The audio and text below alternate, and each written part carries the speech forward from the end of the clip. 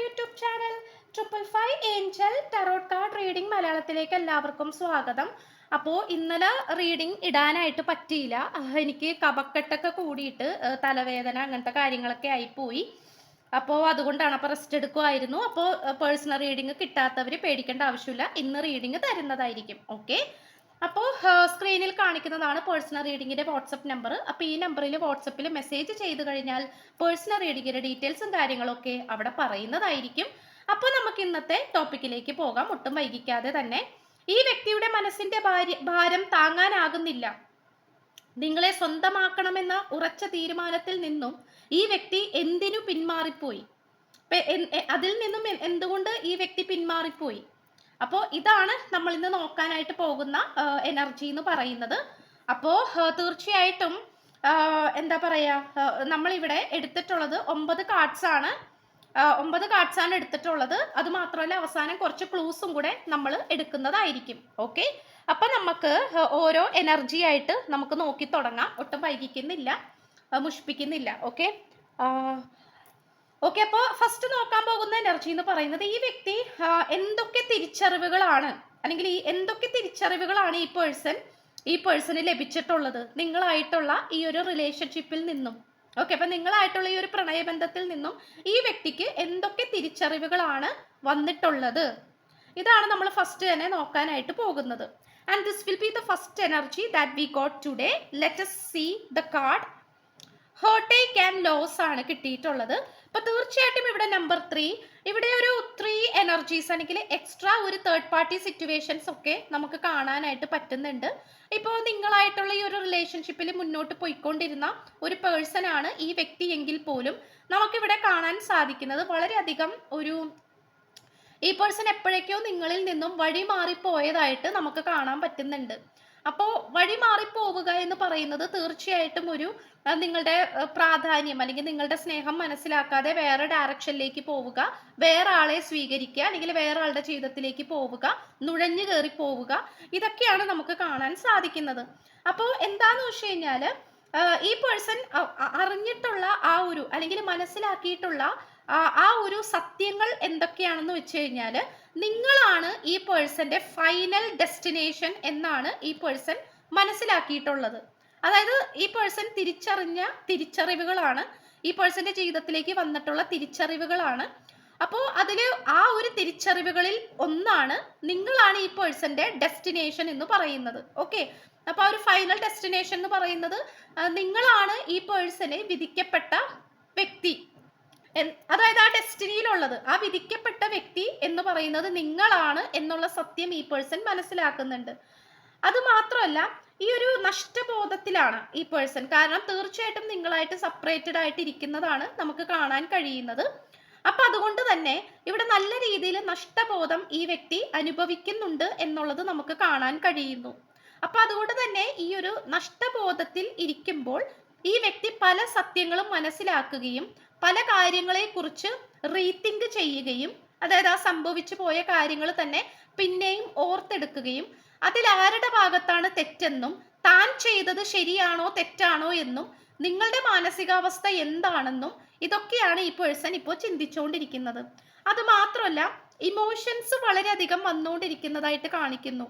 അതായത് വെറുതെ ഇരിക്കുമ്പോൾ ഈ പേഴ്സണ് വളരെ പെട്ടെന്ന് തന്നെ കരച്ചിൽ വരുന്നതായിട്ടും സങ്കടം വരുന്നതായിട്ടും, ആ ഒരു സങ്കടം യാതൊരു തരത്തിലും ഈ പേഴ്സനെ പിടിച്ചു വെക്കാൻ പറ്റുന്നില്ല എന്നാണ് കാണിക്കുന്നത്. അതായത് വിഷമം വന്നു കഴിഞ്ഞാൽ പെട്ടെന്ന് അത് ആ നിൽക്കുന്ന സ്ഥലമോ സന്ദർഭമോ ഒന്നും നോക്കാണ്ട്, ആരുടെ കൂടെയാണ് നിൽക്കുന്നത് എന്ന് പോലും നോക്കാണ്ട് വളരെ പെട്ടെന്ന് തന്നെ ഒട്ടും കൺട്രോൾ ചെയ്യാത്ത തരത്തിൽ പെട്ടെന്ന് കരഞ്ഞു പോകുന്നതായിട്ടൊക്കെ നമുക്ക് കാണാൻ കഴിയുന്നുണ്ട്. അതൊരു പശ്ചാത്താപത്തിന്റെ കണ്ണുനീരാണ്. അതായത് താൻ ചെയ്തത് തെറ്റായി പോയെന്ന ആ ഒരു തിരിച്ചറിവിലുണ്ടാകുന്ന വിഷമമാണ്. അപ്പൊ ആ കണ്ണുനീരിന് തീർച്ചയായിട്ടും സത്യമുണ്ട് എന്നാണ് നമുക്കിതിലൂടെ മനസ്സിലാക്കാനായിട്ട് പറ്റുന്നത്. അപ്പൊ തീർച്ചയായിട്ടും ഈ നിങ്ങളായിട്ട് സംഭവിച്ചിട്ടുള്ള അല്ലെങ്കിൽ ഈ ഒരു തേർഡ് പാർട്ടി സിറ്റുവേഷൻ, അല്ലെങ്കിൽ നിങ്ങൾക്കും ഈ വ്യക്തിക്കും ഇടയിൽ വന്നിട്ടുള്ള ആ ഒരു തേർഡ് പാർട്ടി സിറ്റുവേഷൻ, ആ ഒരു തേർഡ് പാർട്ടിയിലേക്ക് ഈ പേഴ്സൺ മതിമറന്ന് പോയപ്പോൾ, നിങ്ങളെ വേണ്ടാന്ന് വെച്ചിട്ട് ആ തേർഡ് പാർട്ടിയെ തേടി പോയപ്പോൾ തീർച്ചയായിട്ടും ഈ പേഴ്സൺ ഒരുപാട് പാഠങ്ങൾ പഠിച്ചിട്ടുണ്ട്, അത് മനസ്സിലാക്കാൻ ശ്രമിക്കുന്നുണ്ട്. തൻ്റെ കുറ്റം കൊണ്ടാണ് ഈ ഒരു റിലേഷൻഷിപ്പ് ഈ ഒരു പരുവത്തിലായി പോയത് എന്നുള്ള തിരിച്ചറിവിലേക്ക് ഈ പേഴ്സൺ വരുന്നുണ്ട്. ഓക്കെ, അപ്പൊ അത് തീർത്തും ഈ പേഴ്സന്റെ കഴിവിനെ തന്നെയാണ് സൂചിപ്പിക്കുന്നത്. കാരണം ഈ വ്യക്തിയുടെ കഴിവുകേടായതുകൊണ്ടാണ്, അതായത് ഈ വ്യക്തിക്ക് കഴിവുകേട് ഉള്ളത് കൊണ്ടാണ് നിങ്ങളെ നഷ്ടപ്പെടേണ്ടി വന്നത്, അല്ലെങ്കിൽ നിങ്ങൾ നഷ്ടപ്പെട്ടു പോയത്. ഈ പേഴ്സന്റെ കൈവെള്ളയിൽ നിന്നും പുറത്തേക്ക് പോയത് ഈ പേഴ്സന്റെ കഴിവുകേട് കൊണ്ട് തന്നെയാണ്. അപ്പോൾ ആ ഒരു റിയാലിറ്റി അല്ലെങ്കിൽ ആ ഒരു സത്യം ഈ വ്യക്തി മനസ്സിലാക്കുന്നുണ്ട് എന്നുള്ളതാണ്. അപ്പൊ അത് തീർത്തും നിങ്ങളെ സംബന്ധിച്ചിടത്തോളം ഒരു വിജയം തന്നെയാണ്. കാരണം നമ്മളുടെ പ്രാധാന്യം വേറൊരു വ്യക്തി, നമ്മളെ സ്നേഹിച്ച വ്യക്തി മനസ്സിലാക്കുക എന്ന് പറയുന്നത് ഏറ്റവും വലിയ കാര്യമാണ് അല്ലേ. അത് നമ്മൾ കൊടുത്ത സ്നേഹത്തിന് നമുക്ക് പകരം അവരിൽ നിന്ന് കിട്ടിയിട്ടുള്ളത് അവഗണനയും അവഹേളനയും ഒക്കെ ആയിരിക്കാം, അല്ലെങ്കിൽ നമ്മൾ എന്തെങ്കിലും കാര്യത്തിന് വേണ്ടിയിട്ടായിരിക്കാം നമ്മളെ സ്നേഹിച്ചിട്ടുണ്ടാവുന്നത്, എന്തും ആയിക്കോട്ടെ. പക്ഷെ അവസാനം നമ്മളുടെ സ്നേഹം തിരിച്ചറിയുകയും താൻ ചെയ്തത് തെറ്റാണ് എന്നുള്ള ആ ഒരു തിരിച്ചറിവും ബോധവും ഈ വ്യക്തിയിൽ വരുന്നുണ്ടെങ്കിൽ, ഈ വ്യക്തിയുടെ മനസ്സിൽ ജനിക്കുന്നുണ്ടെങ്കിൽ, അത്തരം ചിന്തകൾ പൊട്ടിമുളയ്ക്കുന്നുണ്ടെങ്കിൽ തീർച്ചയായിട്ടും അത് നിങ്ങളെ സംബന്ധിച്ചിടത്തോളം, ഈ റീഡിംഗ് കണ്ടുകൊണ്ടിരിക്കുന്ന നിങ്ങളെ സംബന്ധിച്ചിടത്തോളം നിങ്ങളുടെ വിജയം തന്നെയാണ് എന്നേ പറയാൻ പറ്റുള്ളൂ. ഓക്കെ, അപ്പൊ അങ്ങനെയാണ് നമുക്കിവിടെ കിട്ടിയിട്ടുള്ളത്. അതുകൊണ്ട് ഇപ്പോഴത്തെ ഈ വ്യക്തി തിരിച്ചറിഞ്ഞിട്ടുള്ള ആ ഒരു സത്യങ്ങളാണ്, നിങ്ങളാണ് ഈ പേഴ്സണ് വിധിക്കപ്പെട്ടത്, നിങ്ങളാണ് ഈ പേഴ്സന്റെ ലൈഫിലേക്ക് വരേണ്ടിയിരുന്നത്. നിങ്ങൾ കൊടുത്ത ആ ഒരു സ്നേഹം അതിന്റെ 100 ഇരട്ടിയായിട്ട് നിങ്ങൾക്ക് തിരിച്ചു തരണം എന്നുള്ള ചിന്തയും ഈ വ്യക്തിക്ക് വന്നിട്ടുണ്ട്. ഓക്കെ, അപ്പൊ നിങ്ങളോട് ചെയ്തത് തെറ്റായി പോയി, മണ്ടത്തരമാണ് ചെയ്തത് എന്നുള്ള മെന്റാലിറ്റി ഈ വ്യക്തിക്ക് വന്നുകൊണ്ടിരിക്കുന്നുണ്ട്. ഓക്കെ, ഇനി അടുത്തെന്ന് പറയണത് ഈ വ്യക്തിയെ എന്താണ് ഏറ്റവും കൂടുതൽ ബാധിച്ചിട്ടുള്ളത്. ഓക്കെ, അത് നമ്മൾ 2 കാർഡ്സ് ആയിട്ടാണ് എടുത്തിട്ടുള്ളത്. ഒരു 2 എനർജി എടുത്തിട്ടുണ്ട്, കുറച്ചുകൂടി ഡീറ്റെയിൽ ആയിട്ട് നോക്കിയതാണ്. അപ്പൊ ഈ വ്യക്തിയെ എന്താണ് ഏറ്റവും കൂടുതൽ നെഗറ്റീവായിട്ട് ബാധിച്ചിട്ടുള്ളത് നമുക്ക് നോക്കാം. ഫസ്റ്റ് കാർഡ് വിൽ ബി, ഈ എനർജിയുടെ ഫസ്റ്റ് കാർഡ് ഫേം ഫൗണ്ടേഷൻ ആണ്. അപ്പൊ തീർച്ചയായിട്ടും ഈ പേഴ്സൺ വളരെയധികം അടിത്തറയിൽ വിശ്വസിക്കുന്ന ഒരു വ്യക്തിയാണെന്ന് കാണിക്കുന്നു. പക്ഷെ അടിത്തറ എന്ന് പറയുന്നത് നിങ്ങളായിട്ടുള്ള ഈ ഒരു റിലേഷൻഷിപ്പിനെ കുറിച്ചല്ല ഈ വ്യക്തി ചിന്തിച്ചുകൊണ്ടിരിക്കുന്നത്. അല്ലാണ്ട് ഈ വ്യക്തി ഫിനാൻഷ്യൽ പരമായിട്ടുള്ള കാര്യങ്ങൾ, കരിയർ പരമായിട്ടുള്ള കാര്യങ്ങൾ, അത്തരം കാര്യങ്ങളിലാണ് ഈ പേഴ്സൺ ഏറ്റവും കൂടുതൽ ശ്രദ്ധ കേന്ദ്രീകരിച്ചിട്ടുള്ളത്. കാരണം ഈ പേഴ്സൺ ഇപ്പം അത്യാവശ്യം ഒരു ഫീൽഡിലൊക്കെ നിൽക്കുന്ന വ്യക്തിയാണെങ്കിൽ അത് എങ്ങനെ നിലനിൽപ്പോടുകൂടി നിൽക്കാൻ പറ്റും, എന്ത് ചെയ്താലാണ് നിലനിൽപ്പോടുകൂടി നിൽക്കാൻ പറ്റുക. അപ്പോൾ അതിന് വേണ്ടിയിട്ട് ചില രീതിയിലുള്ള കുറുക്ക് വഴികൾ സ്വീകരിക്കുകയും എന്തൊക്കെയോ ഒരു നമ്മൾ പറയല്ലോ ഒരു വളഞ്ഞ വഴി പിടിക്കുക അങ്ങനെയൊക്കെ പറയില്ലേ, ഷോർട്ട് കട്ട്സ്, അതെ, അതൊക്കെ പ്രവർത്തിച്ചതായിട്ട് കാണിക്കുന്നുണ്ട്. അപ്പൊ അതിൻ്റെതായിട്ടുള്ള അനന്തരഫലങ്ങൾ, തിരിച്ചടികൾ ഈ പേഴ്സണ് വന്നു എന്നുള്ളതാണ് കാണിക്കുന്നത്. മേ ബി ചുളിവിൽ കാശുണ്ടാക്കാനുള്ള എന്തെങ്കിലും തന്ത്രം ഈ പേഴ്സൺ ഉപയോഗിച്ചിട്ടുണ്ടാകാം, അല്ലെങ്കിൽ അതിന് വേണ്ടിയിട്ടായിരിക്കാം ഈ പേഴ്സൺ നിങ്ങളുടെ അടുത്ത് കൂടിയിട്ടുള്ളത്, അല്ലെങ്കിൽ അതിന് വേണ്ടിയിട്ട് ഈ പേഴ്സൺ തേർഡ് പാർട്ടിയെ സമീപിച്ചിട്ടുണ്ടാകാം. ഓക്കെ, അപ്പോൾ ഈ പേഴ്സന്റെ ലക്ഷ്യം എന്ന് പറയുന്നത് മേ ബി കരിയർ പരമായിട്ട് നല്ല ഉയർച്ചയായിരിക്കാം, അല്ലെങ്കിൽ എന്തെങ്കിലും ഒരു ജോലി ഈ പേഴ്സൺ ആഗ്രഹിക്കുന്ന ജോലി ചുളിവിൽ നേടിയെടുക്കണം, യാതൊരു ബുദ്ധിമുട്ടും ഇല്ലാതെ ചുളിവിൽ നേടിയെടുക്കണം, അങ്ങനെ ഒരു ഇതായിരിക്കാം. അപ്പോൾ അതൊക്കെയാണ് നമുക്ക് ഇവിടെ കാണാൻ കഴിയുന്നത്. അപ്പോൾ ഈ പേഴ്സന്റെ അടിത്തറ ഇട്ടുപോയത് തെറ്റായിപ്പോയി, മണ്ടത്തരമായിട്ടുള്ള രീതിയിലാണ് ഈ പേഴ്സൺ പല കാര്യങ്ങളും തുടങ്ങി വെച്ചത് എന്നാണ് നമുക്കിവിടെ പറയാനായിട്ട് പറ്റുന്നത്. അത് തന്നെയാണ് ഈ പേഴ്സണ് പിന്നീട് വിനയായി തീർന്നത്, അതായത് നെഗറ്റീവായി തീർന്നത്. അപ്പൊ ഈ പേഴ്സൺ വിചാരിച്ച പല കാര്യങ്ങളും പോസിറ്റീവായിട്ടാണ് വിചാരിച്ചതെങ്കിൽ പോലും, അതിനു വേണ്ടിയിട്ടാണ് പ്രയത്നിച്ചതെങ്കിൽ പോലും, അത് പിന്നീട് ഈ പേഴ്സണ് തന്നെ പാരയാകുന്ന രീതിയിലേക്ക് വന്നു എന്നാണ് വാസ്തവം. മനസ്സിലായോ? അപ്പൊ ഈ പേഴ്സണ് മേ ബി ഒരു ജോലിക്ക് വേണ്ടിയിട്ടായിരിക്കാം, അപ്പൊ അത് ചുളിവിൽ കിട്ടാൻ വേണ്ടിയിട്ട്, അല്ലെങ്കിൽ അതിലൊരു പ്രോഗ്രസ് ഉണ്ടാകാൻ വേണ്ടിയിട്ട് ഈ പേഴ്സൺ മേ ബി തേർഡ് പാർട്ടിയെ ആശ്രയിച്ചിട്ടുണ്ടാകാം. അപ്പൊ ഫിനാൻഷ്യൽ പരമായിട്ടുള്ള ഡീലിങ്സ് അവിടെ നടന്നു, സാമ്പത്തിക പരമായിട്ടുള്ള ഇടപാടുകൾ, അങ്ങനെയുള്ള കാര്യങ്ങളൊക്കെ നടന്നു. അപ്പോൾ പിന്നീട് ഈ പേഴ്സൺ വിചാരിച്ചത് അതുകൊണ്ട് ഉയർച്ച ഉണ്ടാകുമെന്നാണ്, പക്ഷെ കംപ്ലീറ്റ്ലി ഫ്ലോപ്പ് ആയി പോയി. ഈ പേഴ്സൺ വിചാരിച്ചത് എന്താണോ അതോട്ട് നടന്നുമില്ല, എന്നാൽ നിങ്ങൾ കിട്ടിയുമില്ല, എല്ലാം പോവുകയും ചെയ്തു. ഇതാണ് ഇവിടെ ഈ പേഴ്സണെ ഏറ്റവും കൂടുതൽ ബാധിച്ചിട്ടുള്ളത്. പക്ഷെ നിങ്ങളെന്ന് പറയുന്നത് സിൻസിയർ ആയിട്ടാണ് നിന്നേക്കണത്. കാരണം നിങ്ങൾ ഈ പേഴ്സണിൽ നിന്നും ഒരുപക്ഷെ ഒന്നും ആഗ്രഹിച്ചിട്ടില്ല. ചിലപ്പോൾ ഈ റീഡിങ് കണ്ടുകൊണ്ടിരിക്കുന്ന നിങ്ങൾ വളരെ ഫിനാൻഷ്യലി ഇൻഡിപെൻഡന്റ് ആയിട്ടുള്ള ആൾക്കാരായിരിക്കാം, വളരെ കഴിവുള്ള ആൾക്കാരായിരിക്കാം, നിങ്ങളുടെ സ്വന്തം കഴിവിലും പ്രയത്നത്തിലും വിശ്വസിക്കുന്ന ആൾക്കാരായിരിക്കാം. ആരിൽ നിന്നും ഒന്നും സ്വീകരിക്കാനോ അല്ലെങ്കിൽ അതൊന്നും കിട്ടാൻ വേണ്ടിയിട്ട് പോലും നിങ്ങൾ ആഗ്രഹിക്കുന്നില്ലായിരിക്കാം. നിങ്ങൾ ഒരു ഗ്ലാസ് വെള്ളം കുടിക്കുന്നുണ്ടെങ്കിൽ അത് നിങ്ങളുടെ അധ്വാനം കൊണ്ടായിരിക്കണം, അല്ലെങ്കിൽ നിങ്ങളുടെ കഴിവ് കൊണ്ടായിരിക്കണം എന്ന് വിശ്വസിക്കുന്ന ആൾക്കാരാണ് നിങ്ങൾ. പക്ഷെ ഈ പേഴ്സൺ എന്ന് പറയുന്നത് വേറെ രീതിയിലാണ് ചിന്തിച്ചു പോയത്. അപ്പൊ അത് നമുക്കിവിടെ കാണാനായിട്ട് പറ്റുന്നുണ്ട്. ഈ സെയിം എനർജി തന്നെയാണ് നമ്മൾ ഇവിടെയും എടുക്കുന്നത്. യെസ്, നമ്മൾ ഈ ഒരു കാർഡ് നമുക്ക് റിവേഴ്സ് ആയിട്ടാണ് കിട്ടിയിട്ടുള്ളത്. ഇന്റൻഷൻ ആണ്, ഡിസ്കവറി ആണ് നമുക്ക് കിട്ടിയിട്ടുള്ളത്. അപ്പൊ ഡിസ്കവറി റിവേഴ്സ് ആണ്, ഈ ഒരു കാർഡ് നമുക്ക് റിവേഴ്സ് ആണ് കിട്ടിയിട്ടുള്ളത്.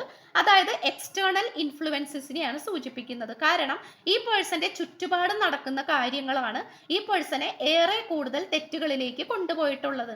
അപ്പൊ തെറ്റുകളിലേക്ക് കൊണ്ടുപോകുക എന്ന് പറയുമ്പോൾ ഇപ്പോൾ ഈ പേഴ്സന്റെ ഫാമിലിയിലുള്ളവരായിരിക്കാം, ചുറ്റുപാടുള്ളവരായിരിക്കാം, ഫ്രണ്ട്സ് ആയിരിക്കാം. ഒരുപക്ഷെ അവരൊക്കെ ജോലി കിട്ടിയും കല്യാണം കഴിച്ചും സാമ്പത്തികപരമായിട്ടൊക്കെ സെറ്റിൽഡ് ആയിട്ടുണ്ടാകാം. ഫോർ എക്സാമ്പിൾ പറയാണ്. അപ്പൊ അവരൊക്കെ നല്ല നിലയിലെത്തി. അപ്പൊ ഈ പേഴ്സന്റെ ജീവിതം നോക്കുമ്പോൾ ഇതിങ്ങനെയാണ്, അല്ലെങ്കിൽ ഞാൻ ഇങ്ങനെയാണ്, അല്ലെങ്കിൽ ഈ പേഴ്സൺ ഇങ്ങനെ തോറ്റു കിടക്കുകയാണ്, ഒന്നും ചെയ്തിട്ട് ശരിയാകുന്നില്ല.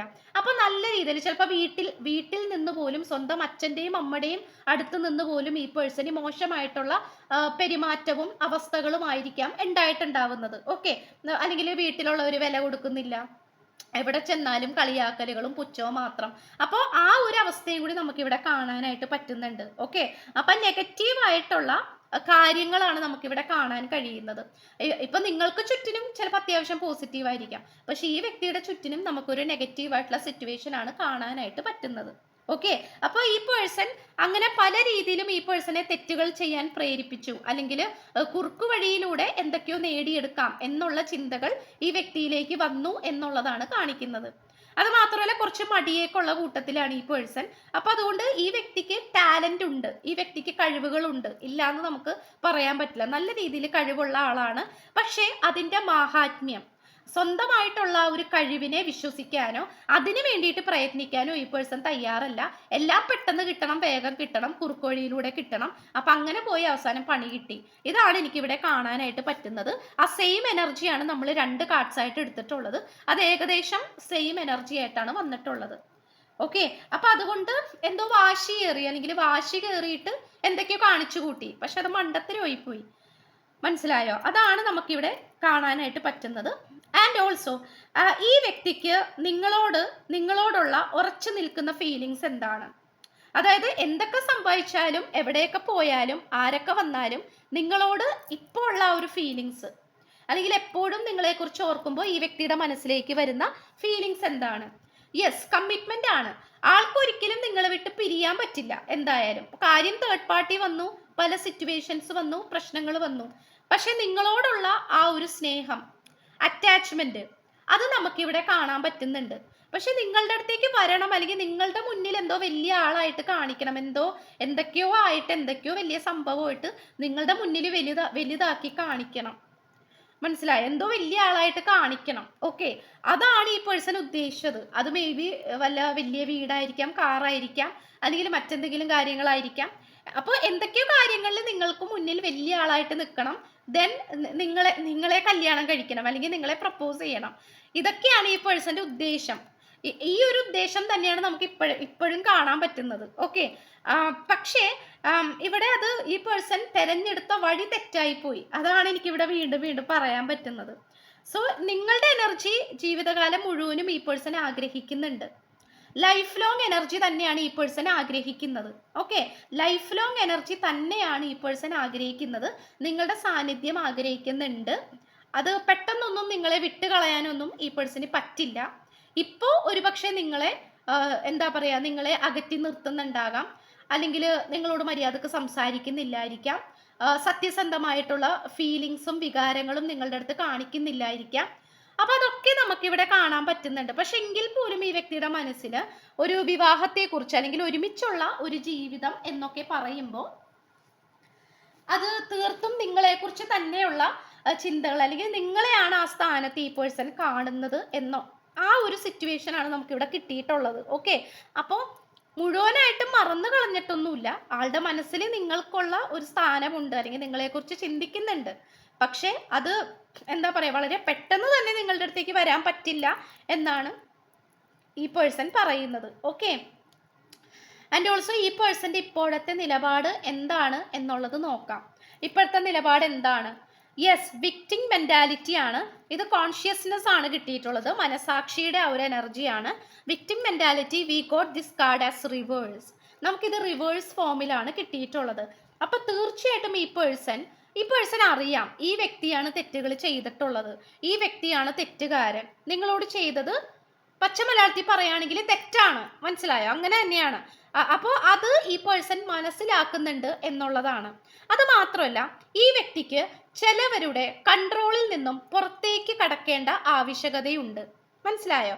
അതായത് ആരുടെയൊക്കെയോ കൺട്രോളിങ്ങിൽ ഈ പേഴ്സൺ നിൽക്കുന്നതായിട്ട് കാണിക്കുന്നു. ആരുടെയൊക്കെയോ കൺട്രോളിങ് എന്ന് പറയുമ്പോൾ ആരുടെയൊക്കെയോ ഒരു കൺമുന്നിൽ നിന്ന്, അല്ലെങ്കിൽ ആരുടെയൊക്കെയോ കൺട്രോളിൽ നിന്നും ഈ പേഴ്സന് പുറത്തേക്ക് കടക്കണം. കാരണം ഈ പേഴ്സന്റെ സിറ്റുവേഷൻ കൊണ്ടായിരിക്കണം, അല്ലെങ്കിൽ ഇപ്പം ഈ പറഞ്ഞ പോലെ ആഗ്രഹം കൊണ്ടായിരിക്കണം.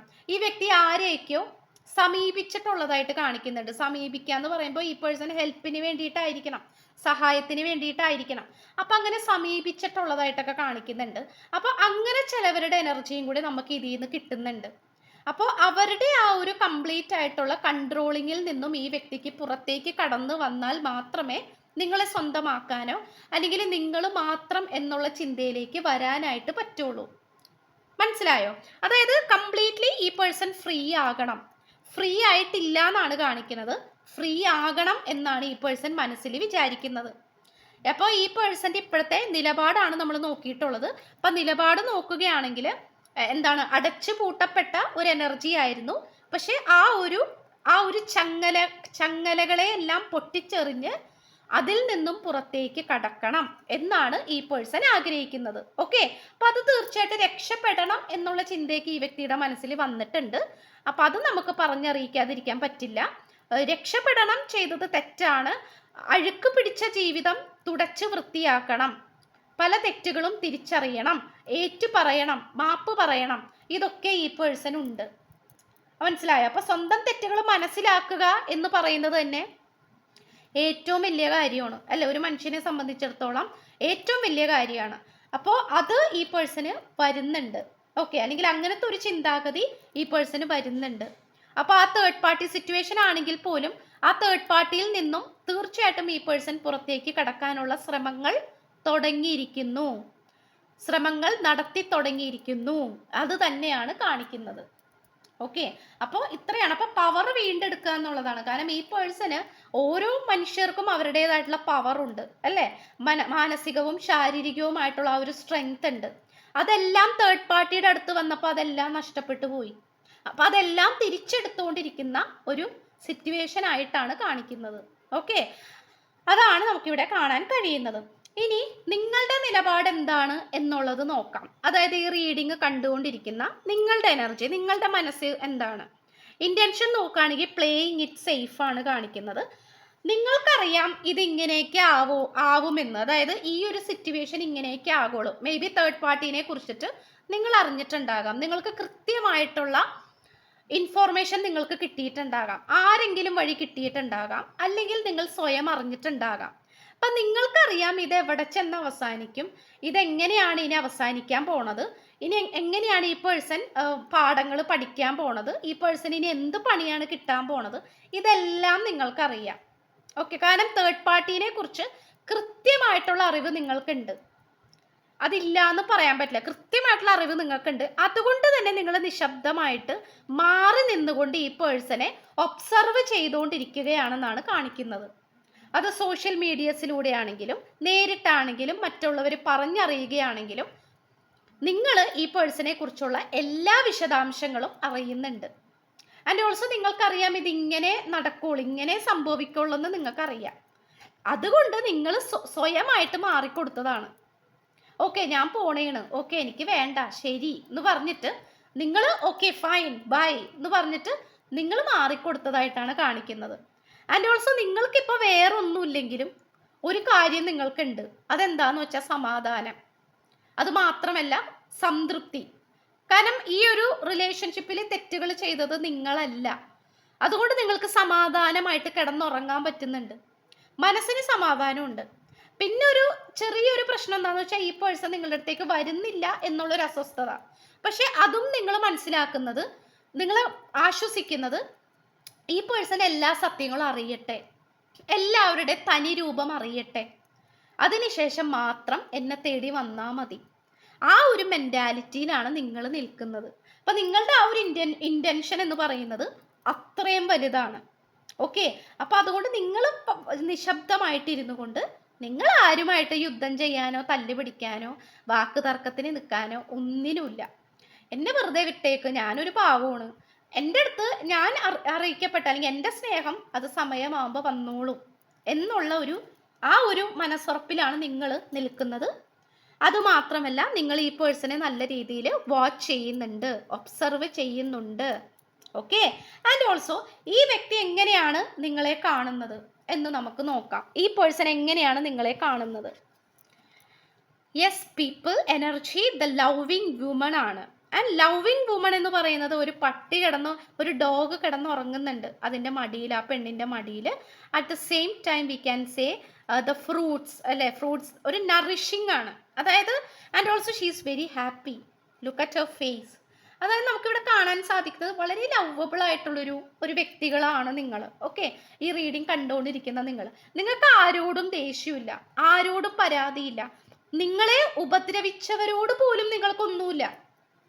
ഓക്കെ, ഒന്നുമില്ല, എനിക്കൊന്നുമില്ല, ഞാൻ എങ്ങനെയും ജീവിച്ചു പൊക്കോളാം, അല്ലെങ്കിൽ ഞാനായിട്ട് ആരും വേദനിപ്പിക്കില്ല, ഞാനായിട്ട് ആരും വിഷമിപ്പിക്കില്ല. അങ്ങനത്തെ ഒരു മെൻറ്റാലിറ്റിയാണ് നിങ്ങൾക്കുള്ളത്. അപ്പം അതുകൊണ്ട് തന്നെ നിങ്ങൾ വിശ്വസിക്കുന്നത് നിങ്ങൾ ചെയ്യുന്ന നല്ല കർമ്മത്തിന് നിങ്ങൾക്ക് ഇന്നല്ലെങ്കിൽ നാളെ എന്ത് കിട്ടും? ഗുണം കിട്ടും. അതിൻ്റെ ഒരു പ്രതിഫലം നിങ്ങൾക്ക് ഏതെങ്കിലും ഒരു വഴി, ഏതെങ്കിലും ഒരു രീതിയിൽ നിങ്ങൾക്ക് കിട്ടും. അതാണ് നിങ്ങളുടെ മെൻറ്റാലിറ്റി. ആ ഒരു മെൻറ്റാലിറ്റിയിലാണ് നിങ്ങൾ ജീവിച്ചു പോകുന്നത്. ഓക്കെ, അപ്പോൾ അതുകൊണ്ട് എന്താണെന്ന് വെച്ചാൽ ഈ പേഴ്സൺ നിങ്ങളെ കാണുന്നതെന്ന് വെച്ചാൽ വളരെ സ്നേഹനിധിയായിട്ടുള്ളൊരു വ്യക്തിയായിട്ടാണ്. അത് നിങ്ങൾക്ക് സ്നേഹിക്കാൻ മാത്രമേ അറിയുള്ളൂ. നിങ്ങൾ പലപ്പോഴും പലവർക്കും പൈസ പോലും കൊടുത്ത് സഹായിച്ചിട്ടുണ്ടാകാം, പക്ഷെ അവർ ചിലപ്പോൾ തിരിച്ചു തന്നിട്ടില്ലായിരിക്കാം, നിങ്ങൾ ചോദിച്ചിട്ടുണ്ടാവില്ല. ലോകത്ത് എത്ര പേരുണ്ടാവും ഇതുപോലെ? പക്ഷെ ഞാൻ ഇതിനെ പ്രോത്സാഹിപ്പിക്കല്ല കേട്ടോ, എന്തെങ്കിലും എഴുതിയിട്ട് നിങ്ങളുടെ കയ്യിലുള്ള പൈസ കൊണ്ടേ കൊടുത്ത് അങ്ങനെ കാണി, അങ്ങനെയല്ല.